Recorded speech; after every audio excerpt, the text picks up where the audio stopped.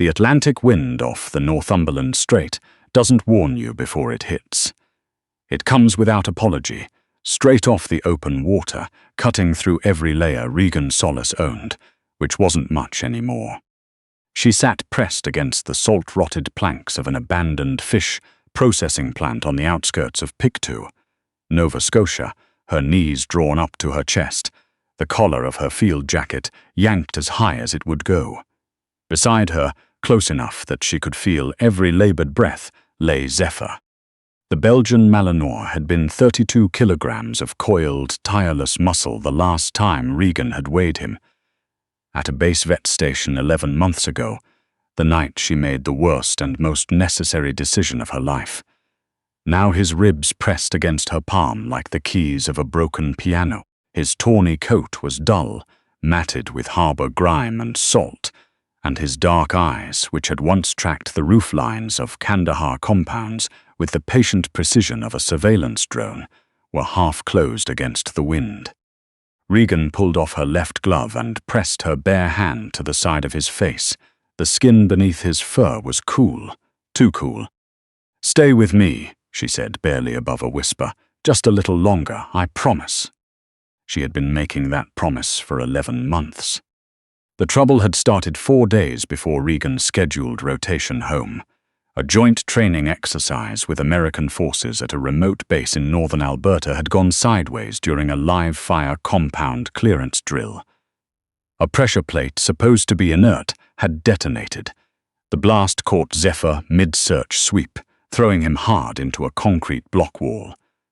Regan had reached him before anyone else. His left foreleg was shattered at the radius, and the percussion had left him disoriented, walking in confused circles. She'd screamed for a medic until her throat was raw. What she got instead, 6 hours later, was a visit from Lieutenant Commander Felix Goudreau.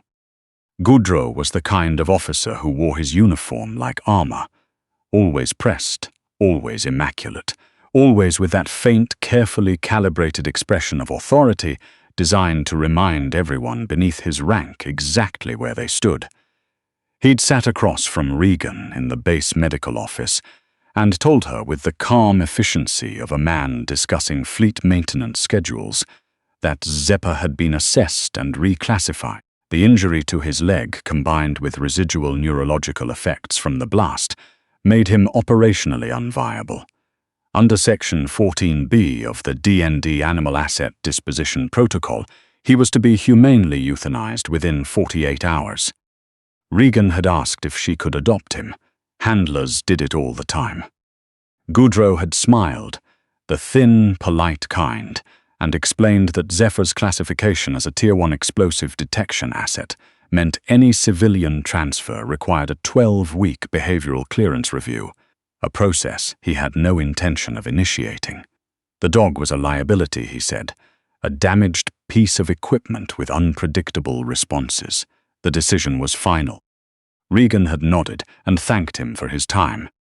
That night, she'd sedated Zephyr with veterinary ketamine from the base medical stores, wrapped him in her sleeping bag, put him in the hard shell case she used for personal kit, and walked off the base through a maintenance gate she'd watched the night staff leave, unlatched for 3 consecutive evenings. She'd been running ever since. 11 months, 12 provinces touched, 7 cities cycled through. She'd worked cash-in-hand construction in Moncton, dishwashing in Quebec City, farm labor in the Annapolis Valley when the weather allowed. Every dollar went to food and veterinary supplies sourced from rural farm co-ops and back-channel networks of sympathetic animal rescue volunteers who didn't ask too many questions. She'd kept Zephyr fed, kept his leg wrapped, kept him alive. But the Nova Scotia winter had beaten them both. The last construction job had dried up 2 weeks ago when a supervisor checked her government ID against a CAF alert database and found her name. She'd run with $40 and half a bag of dog food. The shelters in Halifax were full, and none would take a large working dog. She'd made it as far as Pictou before the cold, and the hunger had turned her legs to rubber. Now she sat beside an abandoned plant on a frozen pier, listening to Zephyr breathe, watching ice crystals form on his whiskers, and understanding with terrible clarity that they had finally run out of road. A pair of boots stopped on the wooden planking 6 feet away. They were sensible boots, sturdy brown leather, well-oiled, the kind a person chose for function and kept for decades. Regan didn't look up. She knew the script by now. "We're moving, officer," she said flatly, her voice hoarse with cold. "Just give me a minute." "I'm not a police officer," said a man's voice, measured, unhurried, the kind of voice that had spent a long time being listened to. "And if you move that dog right now, you'll finish tearing the scar tissue on that left foreleg. It's already infected. I can smell it from here." Regan's eyes came up slowly. The man standing over her was old, deeply, genuinely old, somewhere in his mid-80s, with the sharp-planed face of someone who had spent a life outdoors in Atlantic weather. He wore a heavy wool peacoat, a flat cap pushed down against the wind, and he leaned on a wooden walking stick carved with a small compass rose at the grip. His eyes were an unhurried grey-green, the kind of eyes that took their time and missed nothing. Sir Regan started rising. "Harold," he corrected. "Harold Tench, and you don't need to stand up on my account." He looked down at Zephyr with the considered attention of someone who knew exactly what they were looking at. Belgian Malinois. 40 milliamp low-profile tactical harness. That's the CAF variant, not the civilian knockoff. And despite the fact that you look like you haven't slept in a week, you haven't taken that harness off him, which means you're not a civilian owner. You're a handler. Regan's hand moved instinctively toward the folded multi-tool on her belt. Harold didn't react. He simply looked from the dog to Regan with the same quiet patience. "I spent 31 years with the RCMP," he said. "The last 12 as superintendent, E-Division, British Columbia. I've seen enough people running from something to know the difference between a criminal and a soldier." "You're a soldier." He tilted his head slightly. "And you didn't just take a dog that didn't belong to you. You took him because you had no other choice." The wind pushed hard off the strait. Zephyr made a low, rattling sound in his chest that went straight through Regan like a blade. Harold reached into his coat pocket and produced a folded square of wax paper containing 2 thick slices of roast beef left from his lunch. He bent carefully, set it on the planking in front of Zephyr, and straightened up. "My house is 8 minutes from here," he said. "There's a fire going, a spare room, and a retired veterinarian who lives down the lane and owes me a considerable favor. You can come, or you can sit here and let that dog die in the cold." He picked up his walking stick and turned without looking back. "The choice is yours." Regan watched him walk away through the blowing snow. She looked at Zephyr. The dog had already eaten both slices of beef and was watching her with sunken, trusting eyes. She pulled him into her arms, stood up, and followed.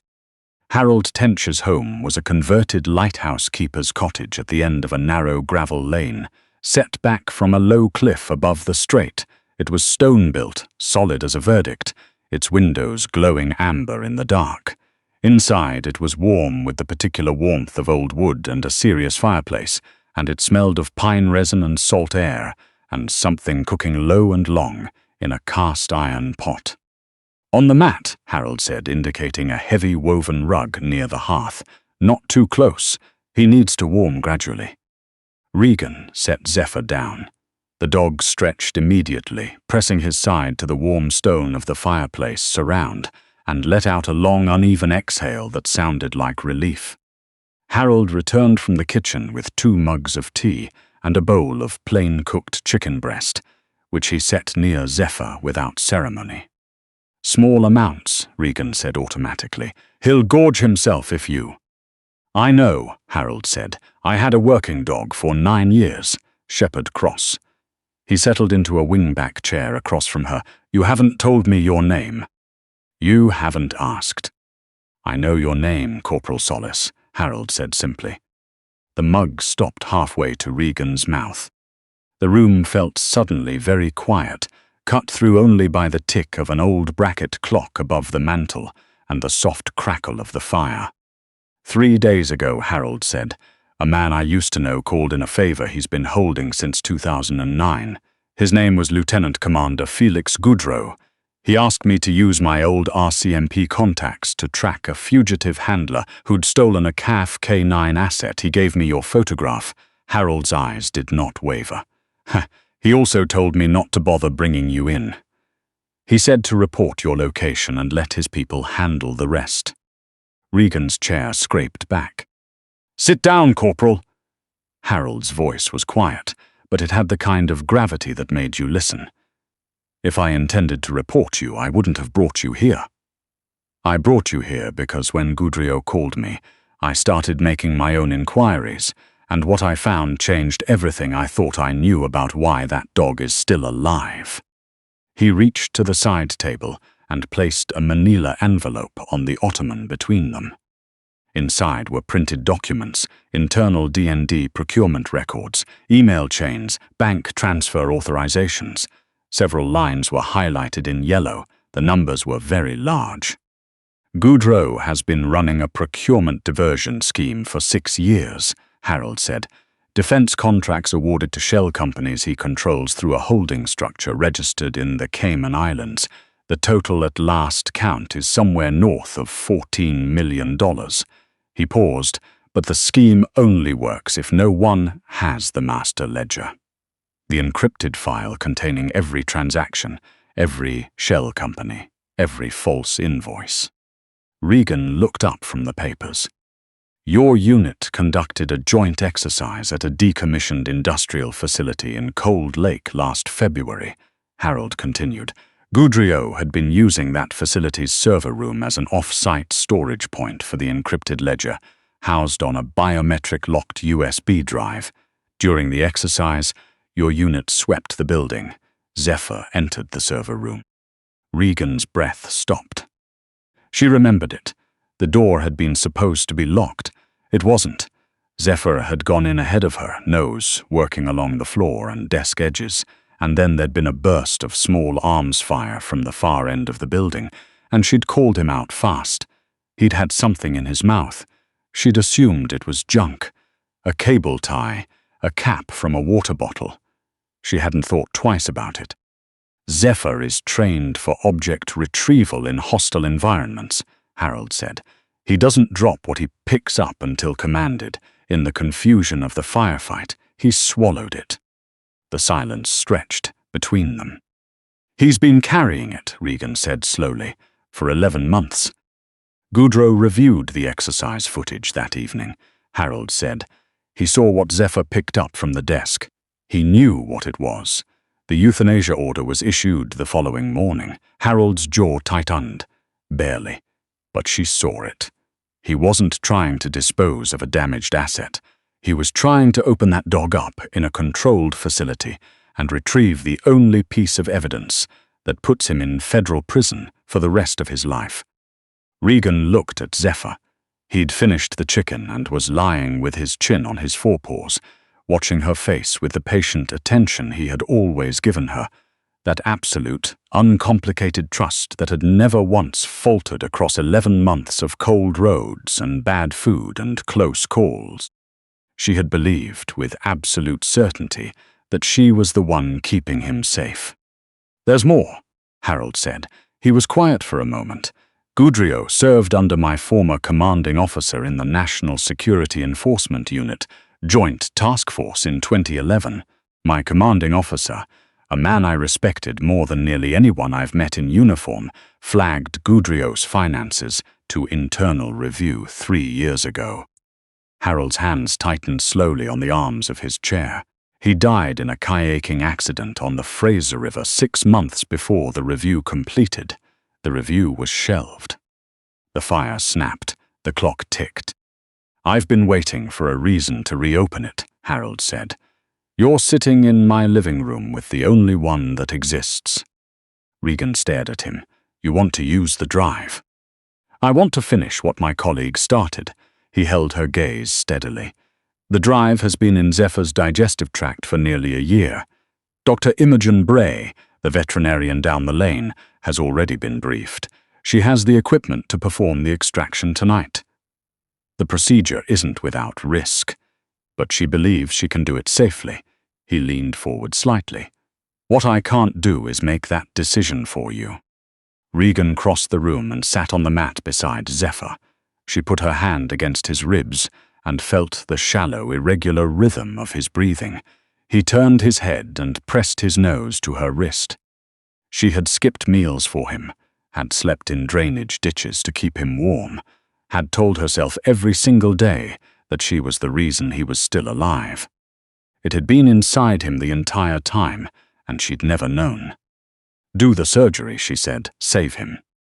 Dr. Imogen Bray arrived within the hour, a compact woman in her late 60s with precise hands, and a calm that felt like weather, like something constant you could build on. She and Harold had cleared the long kitchen table before Regan had finished her second mug of tea. The surgical equipment came out of 2 hard cases with the efficiency of people who had prepared for exactly this moment. They had just begun the pre-anesthesia's assessment when the lights went out. Not a power fluctuation, not a tripped breaker, the entire cottage went dark in one clean cut. Harold was at the emergency torch before the darkness had fully settled. "Generators on the east side of the building," he said very quietly. "Someone cut the main line from the road." Dr. Bray's voice came from the kitchen, steady as bedrock. "I have a portable surgical lamp, battery-powered. I can still work." Harold looked at Regan. In the torchlight, his grey-green eyes were calm in the way deep water is calm, not empty, but settled, knowing its own depth. "I need you to trust that I have this part managed," he said. "Go be with your dog." Regan went back to the kitchen. She heard Harold moving through the darkened cottage behind her. The soft, deliberate sounds of an old man who had spent a career learning how to move without being heard. What happened in the sitting room she pieced together afterward from sound alone. A window latch forced. Footsteps on the old hardwood, careful, professional, weight distributed forward the way they teach it. Then a long silence that was its own kind of noise. A single sharp report, like green wood splitting under pressure it had finally held too long. Then Harold's voice, carrying calmly through the dark. "Stay where you are, I've called it in. Don't make it worse for yourself."